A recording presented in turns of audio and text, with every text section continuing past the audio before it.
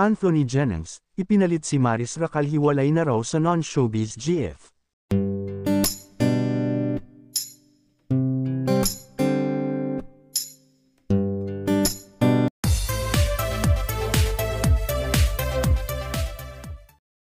Tila hindi na napigilan pa na pag-usapan ang estado ng love life ng incognito star na si Anthony Jennings matapos lumutang ang video nito kasama si Maris Racal.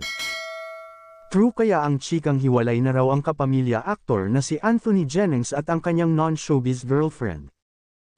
Yan ang kumakalat na chika ngayon sa social media matapos maging usap-usapan ng netizens ang balitang pareho na raw single ang binata at ang leading lady nitong si Maris Racal. Nagsimula nga ito sa video nang kumalat ang video ni Anthony kasama si Maris.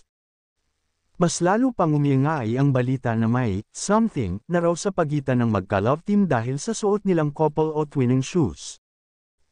Marami ang nakapansin sa couple shoes nina Anthony Jennings at Maris Racal na Adidas Black and White Samba. Tinanong ni OG sa kanilang vlog kung totoo ba talagang hiwalay na si Anthony sa jowa nito at true ba na single na siya ngayon. Ang balita, hindi ko naman alam, sana hindi totoo naman, kaka-break lang daw ni Anthony Jennings sa kanyang girlfriend, say ni Mama Ogs. Pero hintayin natin, baka naman hindi lang sila nagpo-post madalas. O hindi sila nagpo-post at all nang kasama ang isa't isa, ani ni OJ. Kaya tanong ng Showbiz Insider, totoo ba yun?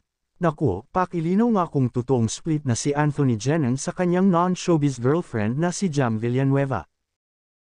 Noong kasagsagan ng love team nina Anthony at Maris sa kanilang teleseryeng, Can't Buy Me Love, nabanggit ni Anthony sa mga press con na meron siyang karelasyon. Kaya naman hindi umaasa noon ng supporters ng dalawa na pwede silang magkatuluyan sa tunay na buhay. Pero ngayon ngang natsitsismas na hiwalay na ang aktor sa kanyang GF ay nabuhayan na ng loob ang fans. Sa kasalukuyan, wala pang inilalabas na pahayag o reaksyon si Anthony hinggil sa nasabing chika.